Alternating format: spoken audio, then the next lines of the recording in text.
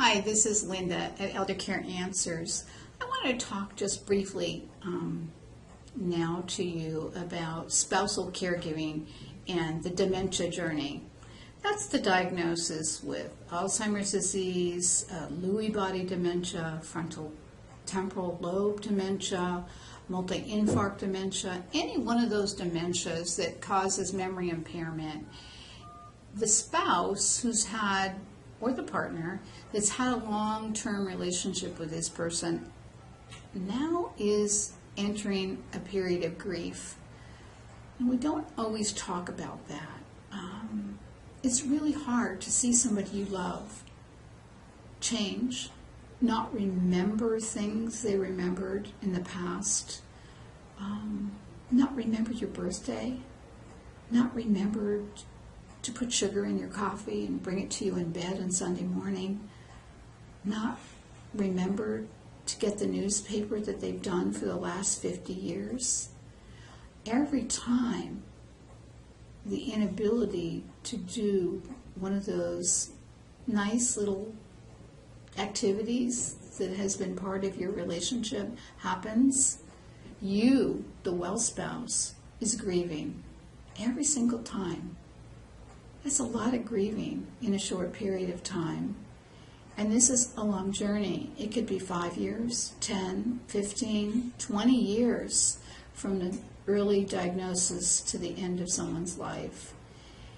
And I think my message now to you who are spouses of those who have a progressive dementia, like Alzheimer's disease, is early on, get as much education you can to understand that the behaviors you're seeing are not obstinate behaviors. They're not because your spouse doesn't love you anymore. It's a disease process. And I think if we think about the grief process, part of that grief process has denial in it. And if every single time your partner can't do one thing, you enter into that grief process over and over again, you always have to step into denial. That might be the time when you engage in reasoning, and you know you can't reason with somebody with dementia, but you, the spouse, are in denial. So what you want to do, my piece of advice during this little video, is get yourself into a support group with other people who've been on the path, who are on the path, and that can share with you what they've done when they feel bad, because this denial often leads us to anger, to projecting that anger on people we love or professionals who want to help us.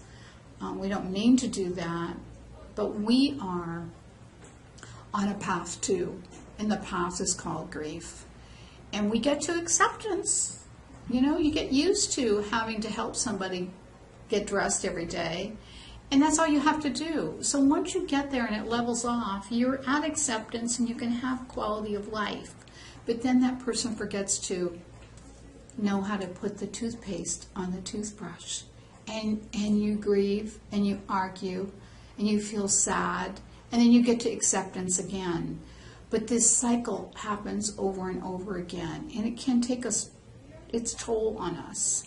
So you want to get the support you need. Using a geriatric care manager as a coach could be very helpful. Many families we work with, we just see the spouse or the partner once a month. We give them some helpful hints on how to deal with the changing behaviors and how to take care of themselves. Self-care is critical when you're on a path with somebody that has a long-term progressive disease.